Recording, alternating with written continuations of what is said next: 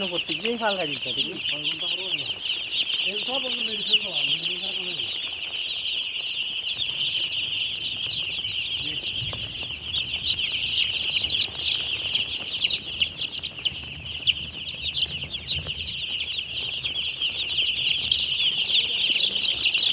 আরমান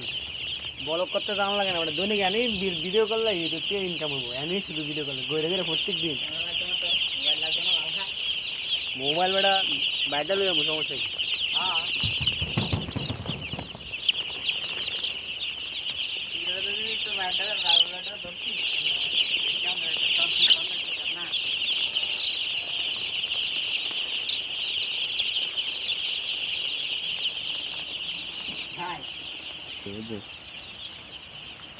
বাড়াই দিতে বলতে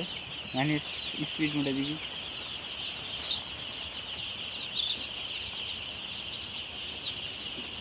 শীতকালে মুরগির দামটা বেশি খায় এই দেখো তলে গেছে বাচ্চা গেছে একটা তলে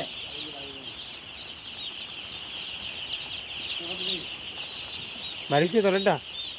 আলগি দেরা আমার বাড়িছে বাড়িছে বাড়িছে এই একদিন খাওয়ানোর তলে প্রথম বেশি দিন বাচ্চা হয়েছে এই যে তলে মারা গেছিল পানি দিছে আর মনে হয় প্রথম নাই রে সবুজে মনে হয় বলটা দিয়েছিল আর আমরা বাচ্চার উপরেই দিয়ে বয়ে রয়েছি বোর্ডিং চলছে